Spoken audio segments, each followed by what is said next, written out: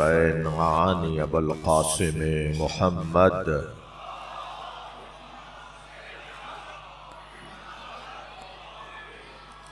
وآلہ الطیبین الطاہرین المعصومین الذین قال اللہ انما یرید اللہ لیذہب عنکم الرجس اہل البیت ویطہرکم تطہیرا اللہم صل علی محمد ولعنۃ اللہ علی اعدائہم اجمعین من یوم عداوتہم الی قیام یوم الدین اما بعد قال الحکیم فی قرآن الکریم بسم اللہ الرحمن الرحیم هل أتى على الإنسان حين من الدهر لم يكن شيئا مذكورا إنا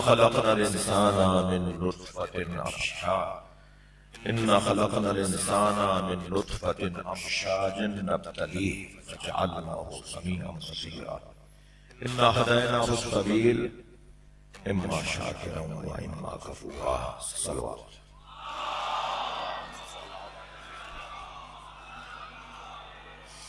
اس سے بلند صلوات دیا کریں اللہم صل علی محمد میرے عزیزوں نے آج اندر اہتمام کیا ہے کہ میں باہر کی مومنین کو بھی دیکھ رہا ہوں تو میں ممنون ہوں جناب عرفان میسی صاحب اور ان کی ٹیم کا تو سب دوست جو باہر اور اندر بیٹھے ہوئے ہیں سب مل کر صلوات دیا کریں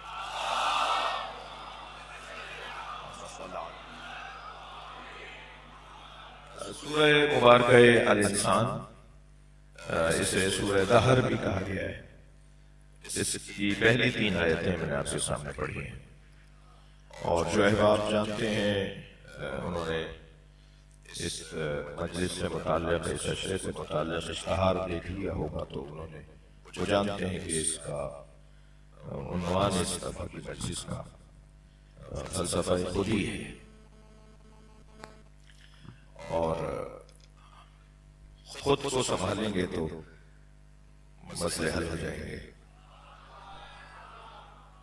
اور اس مسئلے پر اور اس عنوان پر انشاءاللہ 10 دن تک کوشش ہوگی کہ تھوڑا بہت غور کروں لیکن آج کی پہلی مجلس ابتدائی بیان مقدماتی گفتگو اور کل سے کوشش ہوگی کہ اپنے مضمون پر بات کروں مگر آیت کا ترجمہ میں آپ کے سامنے دہراؤں گا پروردگار عالم اور اسی ترجمے سے کوشش ہوگی کہ آج کی مقدماتی گفتگو میں کچھ دیر میں آپ کے ساتھ رہوں هل أتى على الإنسان حين من الدهر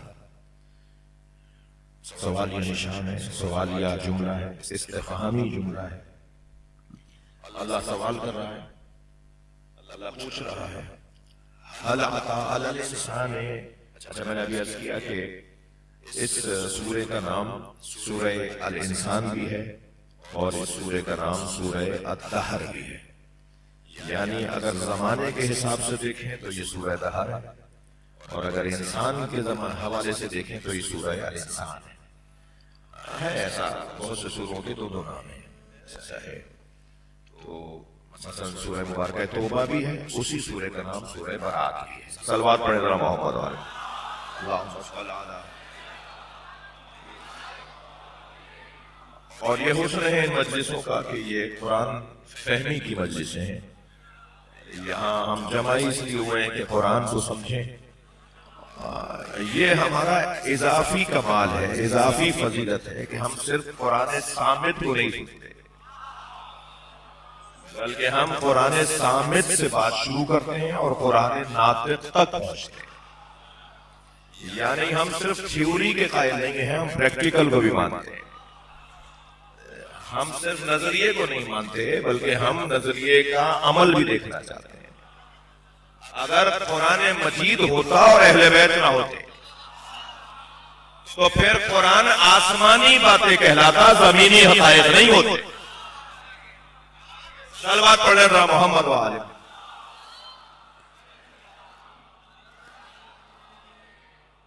اہل بیت کا تذکرہ آسمانی پیغامات کو زمینی حقائق بناتا ہے آج کا جدید دور ہے تعلیم کے ماہرین کہتے ہیں کہ ہم نے بڑا کارنامہ کیا ہے بچوں کو اسکول جانے کا دل کرتا ہے. بچے کل کا بچہ روتا پیٹتا جاتا تھا, آج کا بچہ اسکول نہ جائے تو روتا ہے. تو بچہ بدلا ہے یا اسکول؟ بچہ نہیں بدلا, اسکول بدل گیا ہے. کل کے اسکول میں بچے کے مزاج کے مطابق چیزیں نہیں تھیں. آج بچے کا دل لگانے کے لیے اسکول میں تعلیمی نظام میں کچھ ایسی چیزوں کو شامل کر دیا تاکہ بچے کا وہاں دل لگے. کہاں تھا ہمارے زمانے میں جھولا اسکول میں؟ کہاں تھا ہمارے زمانے میں کھلونے اسکول میں؟ جی میں اپنی بات کر رہا ہوں, مجھ سے زیادہ والے تو زیادہ ہو. جی کیا ہوتا تھا ان کے ساتھ وہ انہیں یاد ہوگا. صلوات پڑھیں ذرا محمد والے.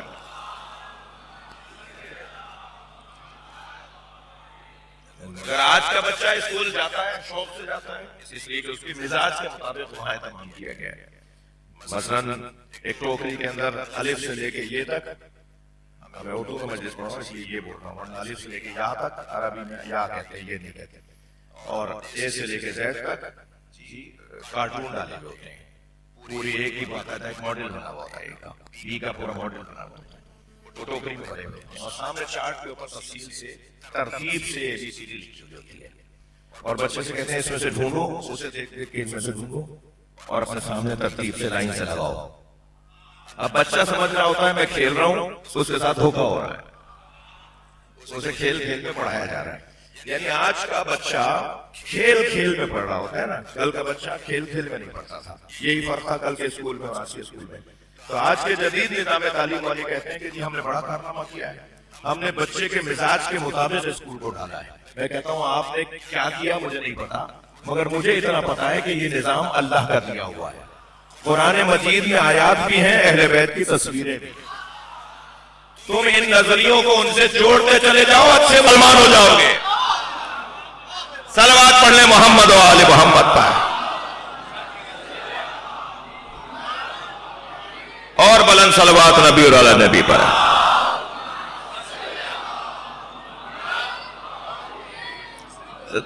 تو یہ پورا سورہ در حقیقت انسان کے بارے میں نازل ہوا ہے.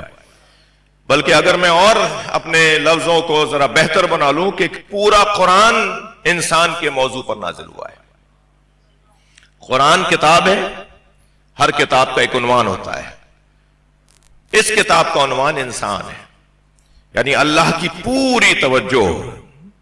صاحب کتاب, مصنف, مؤلف جب کتاب لکھتا ہے تو وہ مضمون خود بتاتا ہے کہ مضمون کی اہمیت کتنی ہے, لکھنے والے کے نزدیک اس کی اہمیت کتنی تھی. جتنا بڑا لکھنے والا ہوگا مضمون اس کی وجہ سے بھی اونچا ہو جاتا ہے. ارے بھائی انہوں نے اس موضوع پہ کتاب لکھی ہے, انہوں نے فلاں دانشور اتنا پڑھا لکھا, ڈبل PhD, انہوں نے کون کون سے موضوعات پہ کتابیں لکھی ہیں. تو جس موضوع پر وہ کتاب لکھ رہے ہوتے ہیں اس موضوع کی اہمیت اور بڑھ جاتی ہے لکھنے والے کی وجہ سے.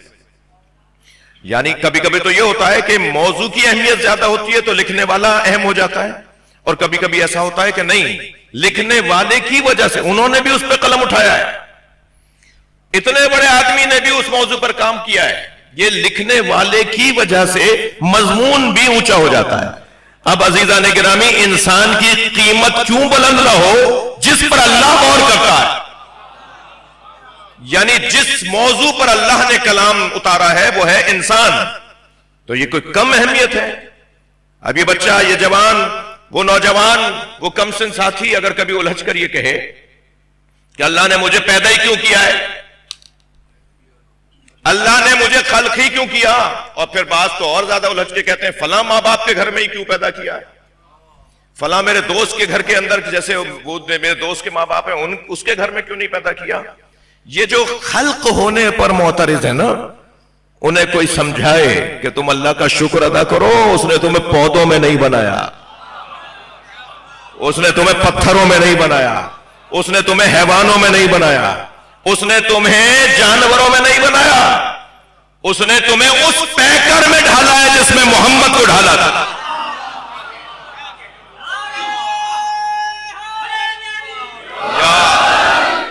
اللہ اکبر. جس پیکر میں مولا علی کو بنایا ہے, بھئی دو ہی آنکھیں تھی مولا نبی کی, مولا علی کی, یہی حلیہ تھا. مگر خبردار یہاں کوئی بہکنے نہ پائے, خبردار مجھے بدعقیدہ کوئی نہ سمجھے، پیکر یہی تھا، مگر کیسی وہ آنکھ تھی اور کیسی ہماری آنکھ.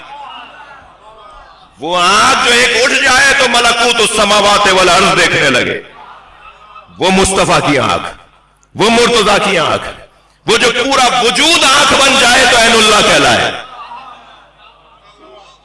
جس کا پورا وجود ید اللہ بن جائے، جس کا پورا وجود عین اللہ بن جائے، جس کا پورا وجود لسان اللہ بن جائے، اور تھک کے نہیں سن رہے تو جملہ کہو، جس کا پورا وجود وجہ اللہ بن جائے.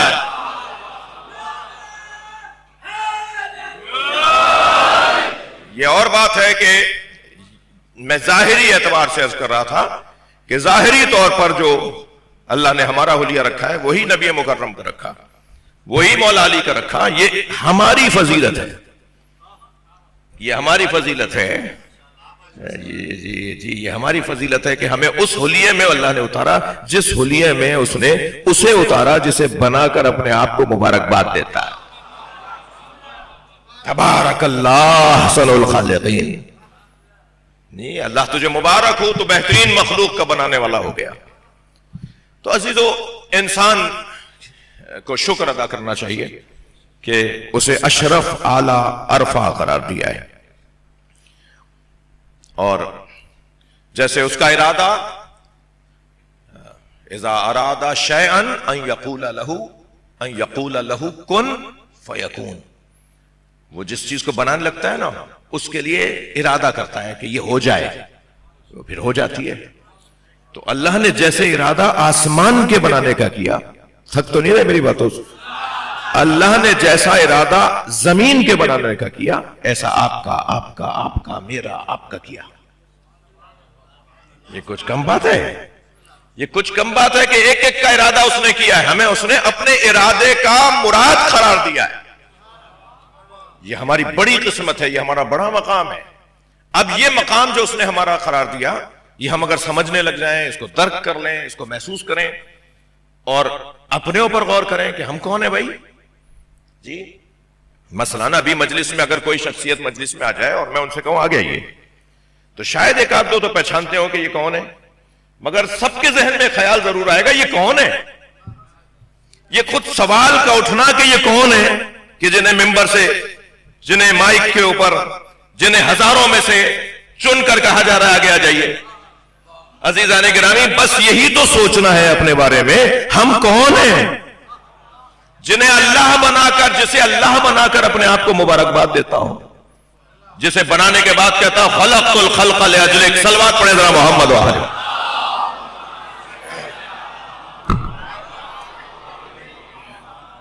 آپ کی توجہات کا ممنون ہوں. میں جانتا ہوں کہ مجلس میں الحمدللہ برادران اہل سنت کی برابر کی تعداد ہے، شیعہ برادری تشریف فرما ہے، اور مجلسوں کا تو حسن ہی یہ ہے. میں یہ بات بار بار کرتا ہوں، بار بار کروں گا، اور میری وہ بات بار بار کرنے والی یہ ہے کہ شیعہ امام حسین کی عزاداری کے مالک نہیں ہے. شیعہ امام حسین کی عزاداری کے مالک نہیں ہے، نوکر ہے، اور نوکروں کو اپنی اوقات میں رہنا چاہیے، مالک کے مہمانوں کا خیال کرنا چاہیے. تو یہ سب ہم جڑ کر بیٹھے ہیں تاکہ ہم ان 10 دنوں کی برکت سے، خاص طور پر جو ہمیں جوڑنے کے ایام ہیں، جو ہمیں ملا کر بٹھانے کے ایام ہیں. جی فلاں کہتے ہیں صاحب ہمارے نظریے پہ چلو تو ہم انسانیت کو جوڑنے کا نظریہ رکھتے ہیں. فلاں کہتے ہیں جی میں نام نہیں لے رہا، فلاں فلاں کو جانتا ہوں میں. جی لوگ بہت بڑی تعداد میں نظریات کے بیان کرنے والے کہتے ہیں کہ ہمارا نظریہ ہے جو انسانیت کو جوڑتا ہے. میں کہتا ہوں تمہاری باتیں تو تمہاری ہیں، ہم عمل کر کے دکھا رہے ہیں. جو سب کو جوڑ کر ایک جگہ پر بٹھائے وہ حسین مولا ہے. صلوات پڑھ لیں محمد و آل محمد.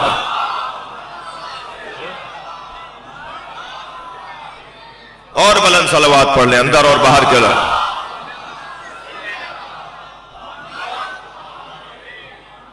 بات تھوڑی سی آگے جائے.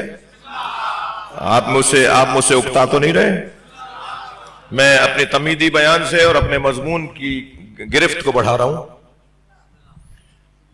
حل اتی علی الانسان حین من الدہر لم یکن شیئا مذکورا.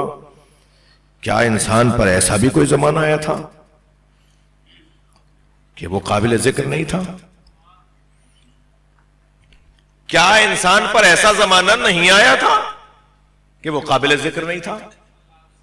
3 ترجمے کروں گا اس کے، لہجہ بدل بدل کے ترجمہ بدلے گا. ہاں کلام ایک ہی ہے، آپ آ گئے کا لفظ جملہ ایک ہی ہے، مگر جیسے جیسے لہجہ بدلے گا مطلب بدلے گا. ایک صاحب کے نہ آنے کا ہمیں یقین تھا کہ یہ نہیں آئیں گے اور وہ آ گئے. اب میں کیسے بولوں گا آپ آ گئے؟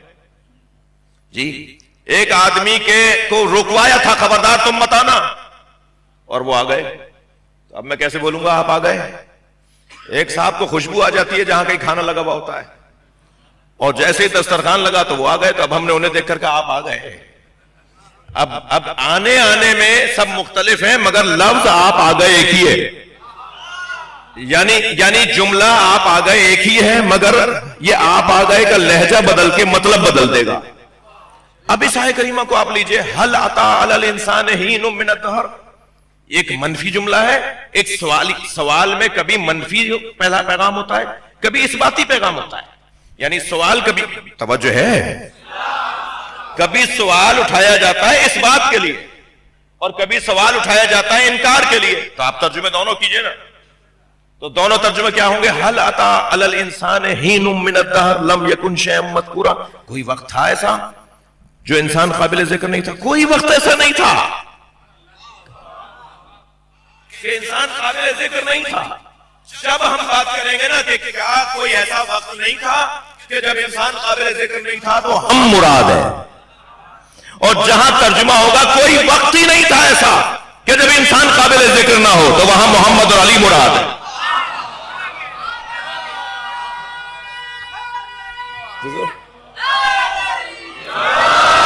بڑی عنایت آپ نے میری بات لے لی. صلوات اور پڑھ لیں محمد و آل محمد. یعنی کوئی وقت ہی ایسا نہیں تھا جو انسان نہیں تھا، انسان قابل ذکر نہیں تھا، کوئی ایسا وقت نہیں گزرا ہے. یعنی کچھ ایسی ہستیاں ہیں جو وقت سے پہلے بنی ہیں. بھائی ابھی وقت ہی نہیں بنا تھا کہ نبی اور علی تھے، تو ان کے لیے کیسے کہیں گے کہ کوئی وقت ہے؟ صلوات پڑھے محمد و آل محمد. توجہ بڑھائیے گا، بعض اوقات خون پسینے کا مضمون ہوتا ہے. ایک اور صلوات نبی والے نبی پر. نہیں اس سے بلند صلوات.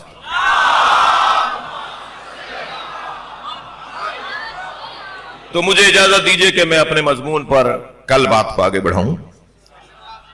آج میں مقدماتی گفتگو یہ کرنا چاہ رہا تھا کہ یہ جو انسان کی قیمت بڑھے گی، یہ جو انسان کا مقام روشن ہوگا، جو میں اپنے آپ کو پہچان سکوں گا، میں اپنے لیے بات کروں گا تو اوصیکما و نفسی، مجھے اپنے لیے بات کرنی ہے نا، تو خود بخود بات پہنچے گی. تو کیا کروں کہ میں اپنے آپ کو پہچانوں؟ کہاں جاؤں کہ مجھے اپنی معرفت ہو جائے؟ فلسفہ خودی کو اس مرحلے سے کیسے گزاروں؟ تو اس کے لیے بہت سیدھا، آسان اور روشن رستہ جو بچے کو بھی محسوس ہو جائے، میرے کم سن شرکائے مجلس کو بھی محسوس ہو جائے، وہ یہ کہ اگر میں اپنے آپ کو پہچاننا چاہتا ہوں، اپنے آپ تک پہنچنا چاہتا ہوں، تو مجھے ان سے دوستی کرنی ہوگی جو اپنے آپ کو جانتے تھے. وہ مجھے کیسے میری معرفت کروائے گا جو خود اپنے آپ کو نہ جانتا ہو؟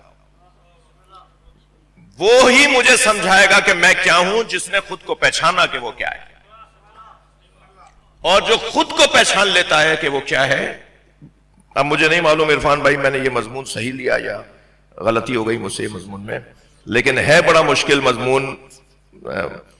اور اپنے دوستوں سے کہوں گا جو خاص طور پر میرے یمین اور یسار تشریف فرمائے ہیں کہ وہ پورے عشرے میں شرکت فرمائیں تاکہ میں اپنے مفاہیم کو، مضامین کو، شخصیات تشریف فرمائے ہیں، ذمہ داران تشریف فرمائے ہیں، اللہ آپ سب کی عزت اور احترام میں اضافہ فرمائے. تو ہمیں کچھ ایسی ہستیوں سے خود کو جوڑنا ہوگا جو اپنے آپ کو جانتے تھے اور جب وہ اپنے آپ کو جانتے تھے تبھی وہ اس طاقت پرواز کے حامل تھے کہ وہ یہاں سے وہاں چلے جائیں، بستر بھی گرم رہے،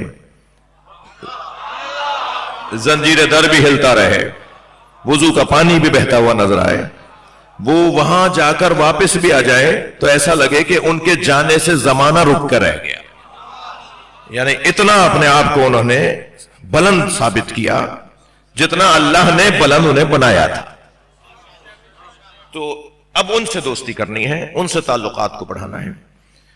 ان ہستیوں میں سب کے سب ایک اعتبار سے ہر ایک کا جلوہ علیحدہ ہے، ہر ایک اعتبار سے بلا تشبیہ اس امام بارگاہ کا یہ پلر اس کا جلوہ علیحدہ ہے، اس کا جلوہ علیحدہ ہے، اس کا جلوہ علیحدہ ہے، اس کا جلوہ ہے. مگر مجموعی طور پر تو سب ایک امام بارگاہ ہے نا، یعنی مجموعی طور پر یہ ایک عمارت ہے، لیکن جزوی طور پر یہ ہے، یہ وہ ہے، وہ ہے، لیکن مجموعی طور پر سب مل کر ایک امام بارگاہ، ایک مسجد کہلا رہی ہے. ٹھیک ہے.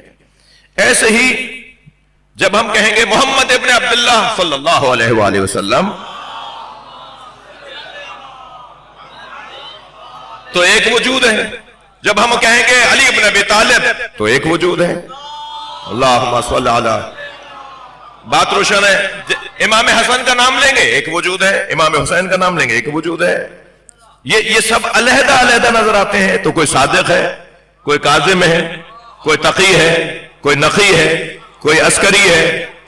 یہ علیحدہ علیحدہ بھی ہمیں نظر آتے ہیں، مگر جب یہ سب ایک جگہ نظر آتے ہیں تو آواز آتی ہے اولنا محمد، آخرنا محمد، اوسطنا محمد، کلنا محمد. تو یہ سب مجموعی طور پر محمد. جیسے شاعر کہتا ہے کہ امام جتنے ہیں ایک نور سے ہے سب کا خمیر، ہے ان میں سبھی محمد، صغیر ہو کے کبیر. خیال ہے کہ نظر بندی مصور نے، خیال ہے کہ نظر بندی مصور نے الٹ پلٹ کر دکھائی نہ ہو وہی تصویر. حقیقت ان سب کی محمدی ہے. خیال ہے کہ نظر بندی مصور نے الٹ پلٹ کر دکھائی نہ ہو وہی تصویر.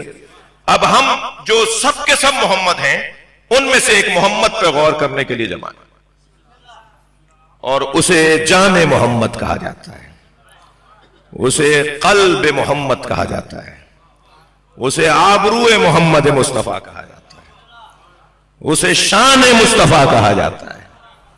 اس وجود کو اگر میں یوں کہہ دوں کہ اصل مصطفیٰ بھی وہی ہے اور فرع مصطفیٰ بھی وہی. اگر میری بات کو آپ نہیں لے رہے تھے تو میں نبی کی بات کر دوں تو بات سمجھ میں آ جائے گی. جس کے لیے نبی یہ کہتے ہو، جس کے لیے نبی یہ کہتے ہو حسین منی وَأَنَا مِنَ الْحُسَيْنِ، جس کے لیے نبی یہ فرماتے ہو ان الحسین. اللہ اکبر. جو روایت میں آپ کو ہدیہ کرنے جا رہا ہوں، ایک مرتبہ نبی کی بارگاہ ہے، اصحاب تشریف فرمائے. 3 سالہ سن میں امام حسین مسجد میں داخل ہوئے. آتے ہوئے دیکھا تو سرکار نے آواز دے کر کہا مرحبا مرحبا یا زین السماوات والارض. بھئی توجہ چاہوں گا، مرحبا اے حسین آؤ، خوش آمدید آؤ، اے آسمانوں اور زمین کی زینت. تو صحابہ کرام نے کہا یا رسول اللہ انتا زین السماوات والارض، آپ ہیں جو آسمانوں اور زمین کی زینت ہیں. تو میرے مولا نبی نے اتنی دیر میں امام حسین پہنچ چکے تھے. میرے مولا نبی نے حسین کو آغوش میں لیا، پیشانی کا بوسہ دیا اور فرمایا انا ہذا حسین، انا ہذا حسین فی السماء. جملہ سنیے، انا ہذا حسین فی السماء اکبر من الارض. میرا یہ حسین آسمانوں میں زمین سے زیادہ بڑا ہے. لمکتوب، جملہ آگے بڑھ رہا ہے سرکار کا، حدیث آگے بڑھ رہی ہے. لمکتوب علی یمین العرش.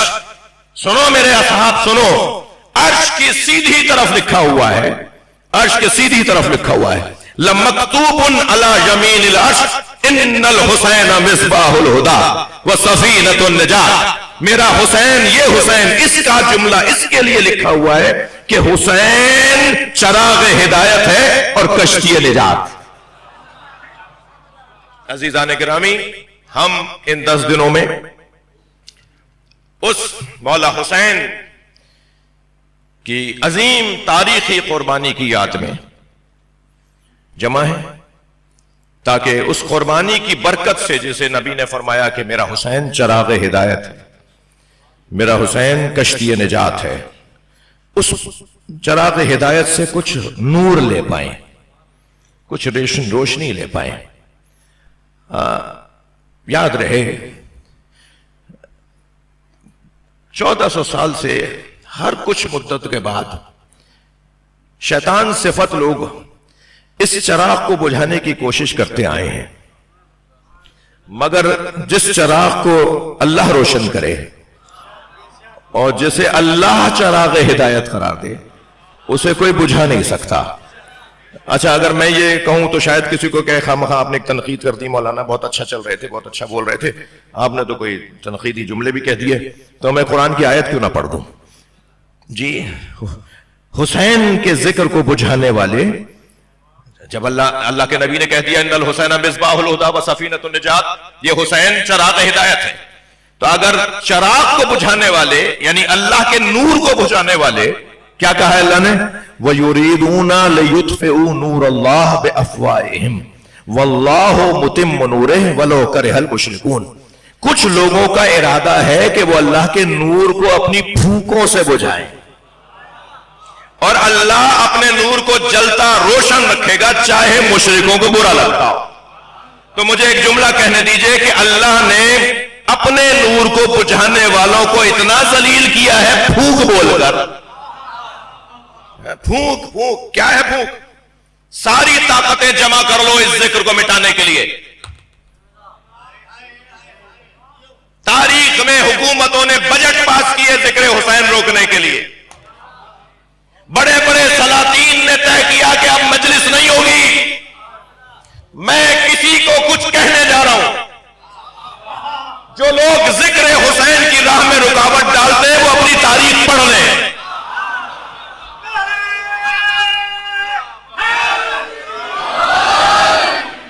جس نے بھی امام حسین کے ذکر میں رکاوٹ ڈالی ہے ان کی تاریخ ہے بھائی، تو تم بھی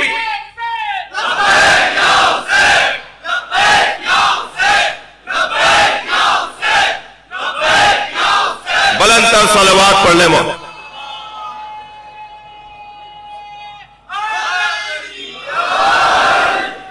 جس نے بھی اس کام میں رکاوٹ ڈالی ہے اس کی تاریخ بڑی بھیانک ہے جی، ذلیل ہونے کے علاوہ کچھ اور ملا نہیں۔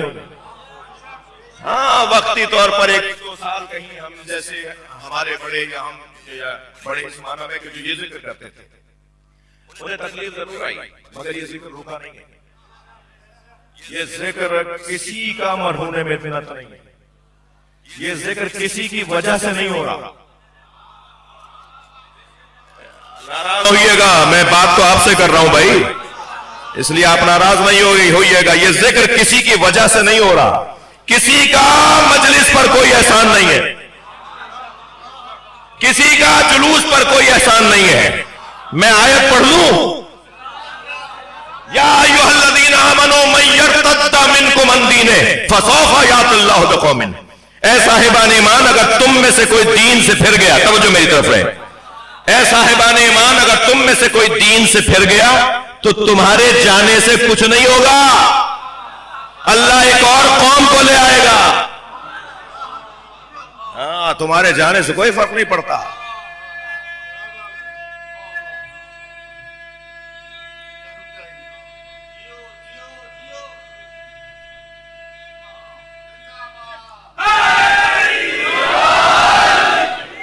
اللہ اور لوگ لے آئے گا، میں رکاوٹ ڈالوں گا، کوئی رکاوٹ ڈالے گا، ہم یہ کریں گے، ہم وہ کریں گے، کوئی کچھ نہیں کر سکتا۔ جی جی جی، کوئی کچھ نہیں بگاڑ سکتا، کسی کا کوئی احسان نہیں ہے، مگر ہرگز میرا مطلب کسی کی دل آزاری بھی نہیں ہے، یعنی ہمارا کوئی احسان نہیں ہے ذکر امام حسین پر، اس ذکر کا ہم پہ احسان ہے کہ ہماری زبان سے قرآن کی تفسیر نکل رہی ہے۔ اتنا بڑا مجمع، سال بھر تک جو جوان، مجھے ایک صاحب کہنے لگے، میں بار بار ہر سال عرفان بھائی کو، ان کی ٹیم کو، مولانا میسمی صاحب کو گزارش کرتا ہوں کہ مجھے چھٹی دے دیں، شہر میں اور بھی اشرے ہیں، اور جگہ سے بھی دباؤ ہے، اصرار ہے، محبتوں کے پیغام ہے، مجھے کہیں اور پڑھنے دیجئے۔ تو بعض دوست یہ کہتے ہیں کہ صاحب جو علاقہ ہے، جو آپ کو سننے لا رہے ہیں لوگ، تو میں جہاں مجلس پڑھ رہا ہوں نا، تو ایک بڑی تعداد میں اس وقت مجلس میں لوگ ہیں جو سال بھر مجلس میں نہیں آتے، ان کے مزاج میں ہی نہیں ہے، بس ایک توجہ ہے۔ اب وہ جو مجلس میں آ کے بیٹھے ہیں نا، تو میں ان سے گزارش کر رہا ہوں کہ یہ اللہ کا شکر ادا کرو کہ تم حسین سننے آئے ہو، اور میں اور میرے بھائی اور ذاکرین اللہ کا شکر کر رہے ہیں کہ ہماری زبان سے مولا حسین کا نام آیا ہے۔ اس ذکر کا ہم پہ احسان ہے، ہمارا اس ذکر پہ احسان نہیں ہے۔ اور جس نے اس راہ میں رکاوٹ ڈالی ہے، نقصان وہ اپنا کر رہا ہے۔ تسلی دے دوں ان لوگوں کو جو رکاوٹ ڈالتے ہیں، تھک رہے ہیں آپ میری باتوں سے، جو اس ذکر کی راہ میں کسی بھی طرح کی کہہ رہنے دو، یہ تو ایسے ہی کرتے ہیں، ہر سال ایسے ہی آ جاتے ہیں، مجھے پتا ہے کیا کیا ہوتا ہے جی۔ جو اس راہ میں رکاوٹ ڈالتے ہیں ان کے لیے ایک جملہ سنا دیتا ہوں۔ سیدہ زہرا بی بی فاطمہ، نبی کی پیاری دختر، جن کے آنے پہ سرکار کھڑے ہو جاتے تھے، تھک کر نہیں سنیے گا یہ بات، میری بی بی اپنی روزانہ کی مناجات میں ایک دعا ضرور مانگتی تھی، اور دعا سنا دوں آپ کو۔ سیدہ فرماتی تھی اللہم اقبل شفاعتی، اللہ اکبر، من بکا علی ولدی الحسین، یا اللہ مجھ فاطمہ کی شفاعت قبول کر حسین پر رونے والوں کے لیے۔ جو امام حسین کے ذکر کا حصہ ہے نا، ان کے لیے جناب زہرا اللہ سے مناجات کرتی ہے۔ تو ہم اگر اس ذکر کا حصہ بنیں گے تو سیدہ کی شفاعت ملے گی۔ میں نے پھر کہا کہ بحث شیعہ سنی کی ہے ہی نہیں، میں تو جس صوبے کے صدر مقام میں مجلس پڑھ رہا ہوں، اس صوبے کا تو ہندو بھی عزاداری کرتا ہے جی۔ خود میں ایک دو ہندوؤں کے ہاں کی مجلس پڑھتا ہوں۔ یہ کس نے کہہ دیا کہ ہماری ہے کربلا؟ عباس زیدی صاحب کے دو مصرے، یہ کس نے کہہ دیا کہ ہماری ہے کربلا؟ حق بات تم کہو تو تمہاری ہے کربلا۔ صلوات پڑھنے محمد و آل محمد، اور بلند صلوات نبی اور آل نبی پر۔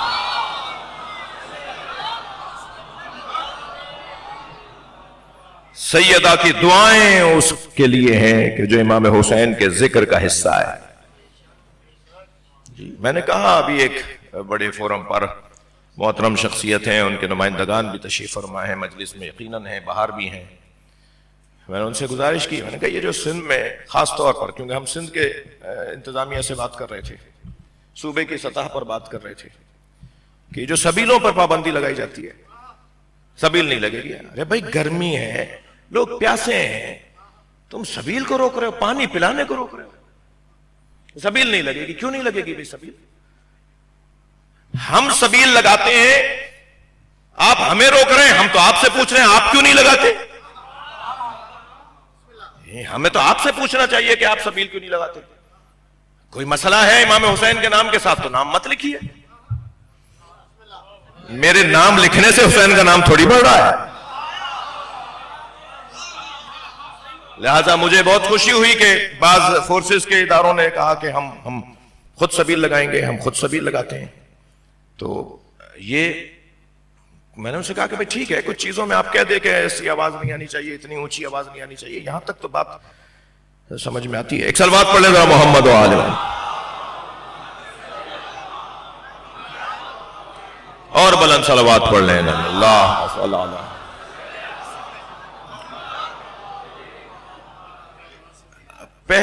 پہلے زمانے میں، یعنی آئمہ اور انبیاء اور آئمہ کے زمانے میں سب انگوٹھیاں پہنتے تھے، سب انبیاء اور آئمہ انگوٹھیاں پہنتے تھے، پتھر پہنتے تھے، ٹھیک ہے۔ تو خاص طور پر آئمہ اہل بیت جو کسی بھی بزرگ سے کم نہیں، کسی اعتبار سے بھی، ان کی انگوٹھیوں پر، ان کے پتھروں پر کوئی نہ کوئی نقش لکھا ہوا ہوتا تھا، کوئی عبارت لکھی بھی ہوتی تھی۔ بتا دوں امام سجاد کی انگوٹھی پہ کیا لکھا تھا؟ امام سجاد کی انگوٹھی پہ لکھا ہوا تھا خضع و شقع، اللہ اکبر، خضع و شقع قاتل الحسین۔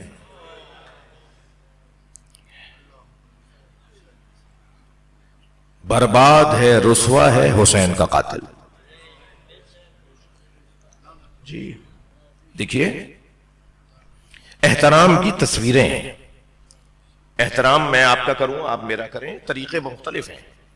افغانستان میں احترام کا طریقہ، چائنا والے آدھے جھک کے گردن جھکا کے سلام، فلاں ملک والے ٹوپی اتار کر، جی ہیڈ اتار کر آپ کو سلام کا. وہ مسلمان تو نہیں ہے، ان کا طریقہ لیتا ہے. مجھے یاد ہے ہمارے مرتضی بھائی تشریف فرمایا، ہمارے نقوی صاحب تشریف فرمایا، ہمارے بزرگوں کے ہاں، ہمارے ہاں اگر کوئی ننگے سر آ جاتا تھا تو اس بزرگ کی توہین ہوتی تھی جس کے سامنے وہ ننگے سر آیا ہے، کہ ننگے سر آ گیا. جیسے آج کوئی گریبان کھول کر، بٹن کھول کر آ جائے تو آپ کو برا لگے گا. اب سے کچھ عرصے پہلے بغیر سر ڈھانپے ہوئے کوئی آ جاتا تھا تو وہ توہین ہوتی تھی. ایسا ہی ہے، یاد ہوگا نا کچھ لوگوں تو. ایسے ہی اگر بزرگوں سے کوئی ہاتھ ملاتا تھا تو وہ ایک مرتبہ اس کے چہرے کو دیکھتے تھے، تعجب سے یہ ہاتھ ملا رہا ہے. ہوتا یہ تھا، ایسا ہی ہوتا یہ تھا کہ ان کے سامنے سر جھکا دیتے تھے، وہ سر پہ ہاتھ رکھیں یا کمر پہ تھپکی دیں. یہ طریقہ تھا، وہ اس وقت کا احترام کا طریقہ تھا. آج اگر آپ ہاتھ نہیں ملائیں گے تو پھر تعجب ہوگا، اس نے ہاتھ تک نہیں ملایا. تو احترام کے طریقے بدلتے رہتے ہیں، ٹھیک ہے، علاقائی بھی ہوتے ہیں، تبدیل بھی ہوتے رہتے ہیں. توجہ ہے بدلات؟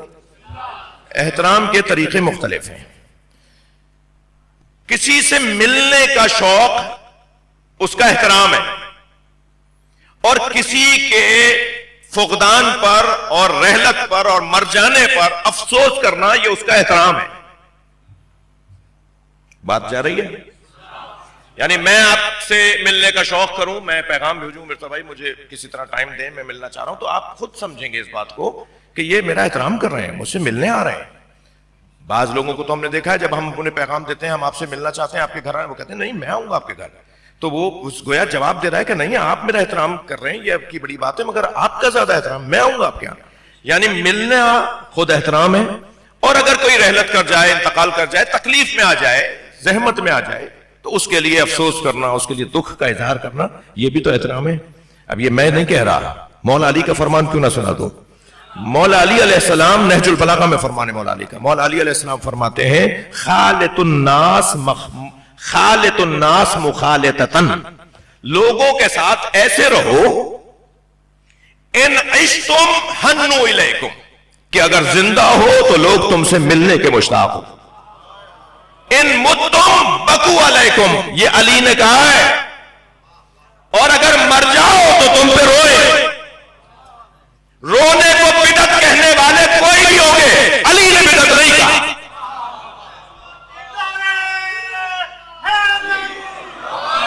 صلوات پڑھ لیں محمد و آل محمد. مولا فرما رہے ہیں ایسے رہو لوگوں کے ساتھ کہ اگر زندہ ہو تو لوگ تم سے ملنے کے مشتاق ہو، اور اگر مر جاؤ تو تم پہ روئے. جیسے ملنا احترام ہے، ایسے کسی کی مصیبت میں رونا بھی اس کا احترام ہے. بات روشن ہو گئی؟ جب کسی کی مصیبت میں رونا اس کا احترام ہے تو مجھے بتائیے حسین سے بڑھ کر مقام کس کا ہے؟ امام حسین کے غم میں ایک اور دلیل دے دوں، اگرچہ مجھے وقت تنگ ہو رہا ہے، لیکن فلسفہ اعضاء پر بات ہو رہی ہے تو ایک اور دلیل دے دیتا ہوں. جی، کسی پر رونا اس کا احترام ہے.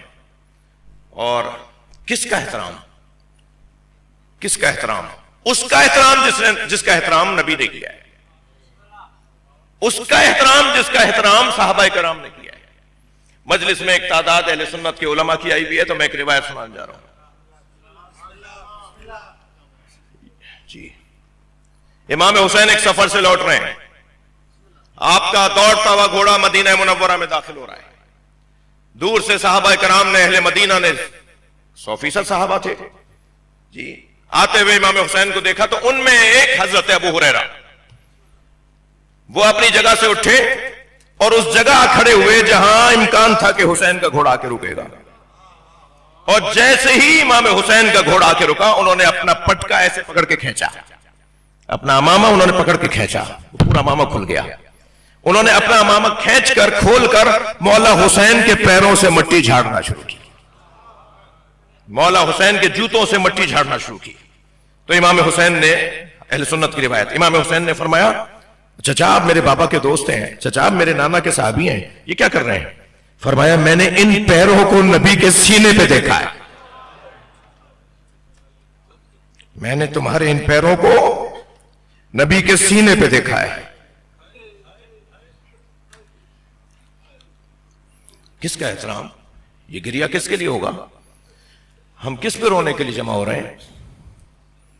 پھر جملہ کہہ دوں، کسی کے خلاف بولنا میرے مزاج میں نہیں ہے، لیکن اگر کسی بزرگ نے رونے سے روکا ہے، کسی بزرگ نے بھی رونے سے اگر روکا ہے، تو جن بزرگوں نے رونے کا حکم دیا ہے وہ بزرگ کسی بزرگ سے کم نہیں ہے۔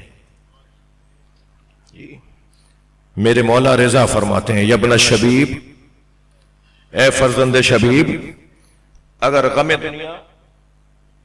غم دنیا تمہیں گھیر لے، پریشانیاں بڑھ رہی ہیں، الجھنیں بڑھ رہی ہیں، روزگار کی تنگی بڑھ گئی ہے، بیماریاں بہت ہو رہی ہیں، آئے دن گھر میں کوئی نہ کوئی الجھنیں، اے فرزند شبیب اگر غم دنیا تمہیں گھیر لے فبک للحسین، تو دنیا کے غم میں نہ رونا، میرے جد حسین پر گریہ کرنا۔ جی میں نے آپ کو سنایا نا ابھی مولا جناب زہرا کا فرمان، یا اللہ میرے حسین پہ رونے والوں کی میری شفاعت کو قبول فرما۔ جی اہل سنت کی روایت، یعنی برادران اہل سنت کی کتاب کی روایت، کہ نبی مکرم سفر سے لوٹے، فرمایا اے ام سلمہ، ام المومنین سے فرما رہے ہیں، اپنی زوجہ سے فرما رہے ہیں، اے ام سلمہ میں سفر سے آیا ہوں، سفر کی تکان ہے، میں کچھ دیر استراحت کر رہا ہوں، جو کوئی مجھ سے ملنے آئے تو اسے کہہ دینا نبی آرام کر رہے ہیں، کچھ دیر بعد خود اٹھیں گے۔ کتنی دیر کا آرام ہوتا تھا نبی کا؟ نبی مکرم چٹائی پہ لیٹتے تھے، جب آپ اٹھتے تھے نا تو آپ کے بدن مبارک پہ چٹائی کے نشان آ جاتے تھے۔ جی ایک دن ایک زوجہ محترمہ نے نبی کا بستر ذرا اس پہ چادر بچھا دی تو فرمایا کہ میں اتنے آرام کی جگہ پہ نہیں لیٹنا چاہتا، جی آرام کر رہے ہیں، مگر کیسا آرام ہوتا تھا؟ یعنی میں جب کہہ رہا ہوں نا کہ ہم آرام کر رہے تھے تو ہم اپنے آرام کو سوچیں گے نا کہ ایسا کچھ نہیں تھا۔ فرمایا کہ میں کچھ دیر آرام کر رہا ہوں، آنے والوں سے کہہ دینا کہ نبی محو استراحت ہے، کچھ دیر بعد خود اٹھیں گے، پھر تم ان سے مل لینا۔ ابھی نبی حجرے میں گئے، صرف لیٹے تھے کہ 4 سالہ سن کے حسین دوڑتے ہوئے آئے، دیکھا دروازے پہ نانی کھڑی ہیں، کہا نانی نانا آ گئے؟ تو فرمایا ہاں حسین، ہاتھ پھیلا کے بی بی نے روکا، ہاں حسین تمہارے نانا آرام کر رہے ہیں، اور انہوں نے مجھے کہا ہے کہ جو کوئی آئے تو اس سے کہہ دینا کہ نبی آرام کر رہے ہیں، کچھ دیر کے بعد وہ خود اٹھیں گے۔ تو امام حسین نے ایک بجھے ہوئے لہجے میں کہا مجھے بھی روکا ہے، میرے نانا نے مجھے بھی روکا ہے۔ تو بی بی نے فرمایا تمہارے نانا نے تخصیص نہیں لگائی، تمہارے نانا نے کسی کا نام نہیں لیا۔ تو امام واپس جانے لگے، ابھی چند قدم حسین لوٹے تھے کہ بی بی فرماتی ہیں نبی حجرے سے باہر آئے، سر پہ امامہ نہیں تھا، دوش پر ابا نہیں تھی، پیروں میں نالین نہیں تھی۔ فرمایا ام سلمہ تم نے حسین کو لوٹا دیا، تم نے حسین کو بھی لوٹا دیا۔ آگے بڑھ کر امام حسین کو اپنی آغوش میں لیا، اور بی بی کہتی ہیں کہ نبی حجرے میں حسین کو لے گئے، کہتی ہے کچھ ہی دیر گزری تھی کہ مجھے نبی کے رونے کی آواز آئی۔ میں رونے والوں کے لیے بات کر رہا ہوں، حسین پہ رونے والے، یعنی ابھی خبر شہادت دے کر نبی رو رہے ہیں، ابھی حسین کی شہادت نہیں ہوئی ہے، صرف بتائیں گے کہ کیا ہوگا میرے بچے کے ساتھ، کیا ہوگا پہ رو رہے ہیں، کیا ہو گیا پہ کیسے نہ روئے۔ نبی مکرم کے لیے بی بی فرماتی ہے میں نے نبی کے رونے کی آواز سنی تو میں گھبرا کر مضطرب ہو کر حجرے میں گئی، تو میں نے کیا دیکھا کہ نبی نے حسین کا کرتا اتارا ہوا ہے،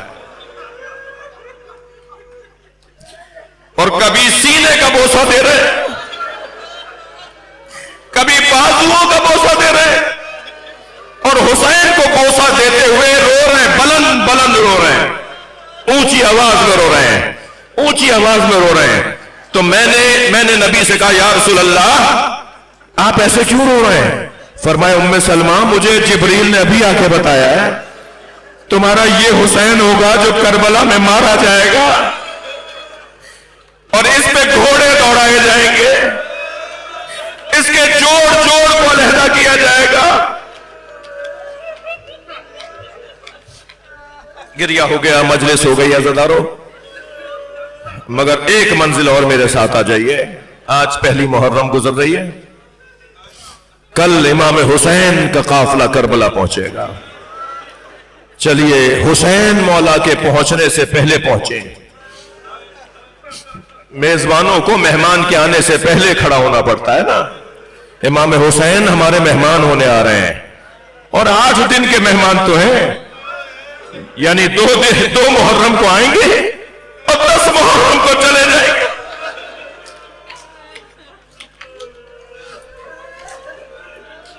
आज की ये मजलिस तो इमाम के इस्तकबाल की मजलिस है ना।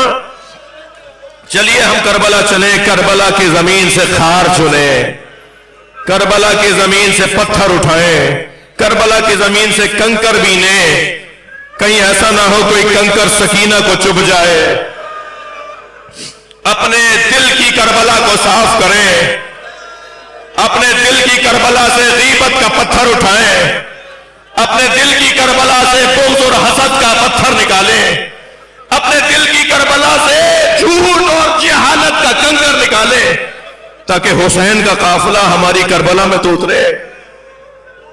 हुसैन सफ़ाए करबला, सफ़ाए कल्ब करबला पर, हमारे कल्ब पर उतरे, इसका तो एहतमाम करें।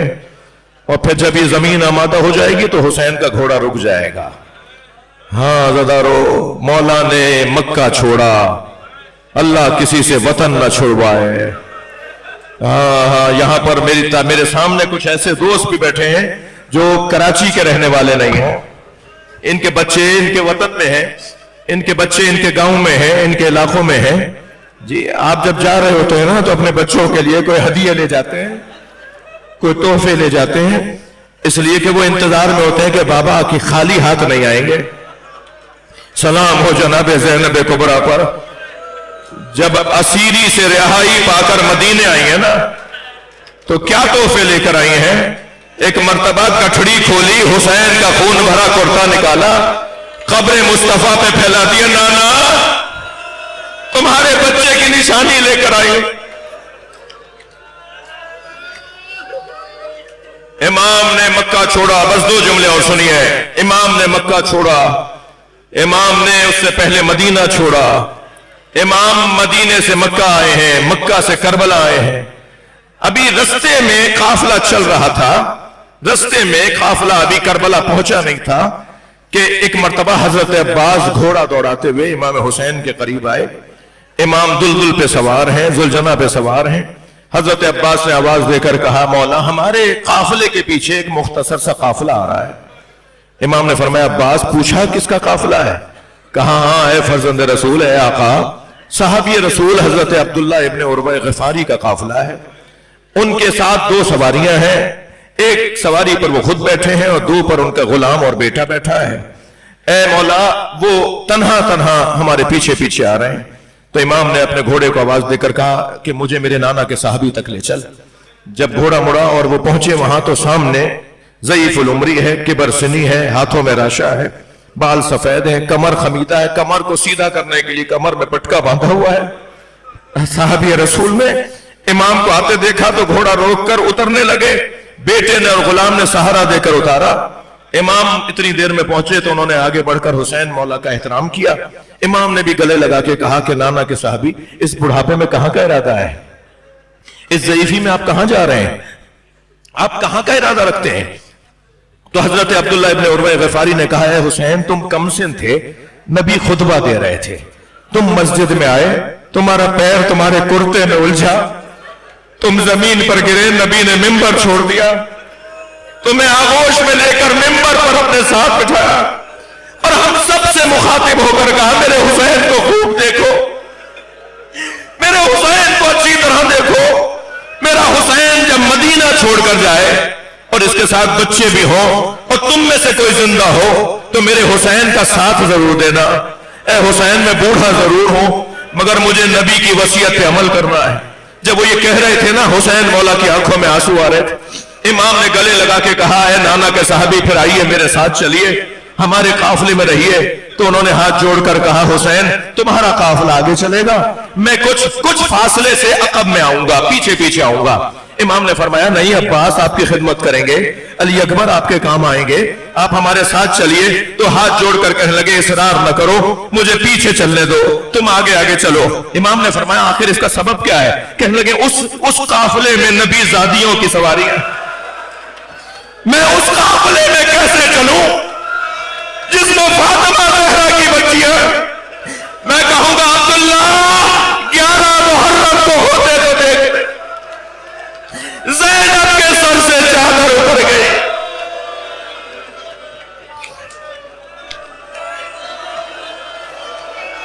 اللہ لعنت اللہ علی القوم الظالمین فسيعلم الذین ظلموا أي منقلب. یا اللہ ان آوازوں پہ رحمت نازل حاضرین کی توفیقات میں اضافہ ہم سب کی عاقبت بخیر فرما. امام زمانہ کے ظہور میں تعجیل فرما. دعاؤں کی قبولیت کے لیے بلند صلوات. اللہ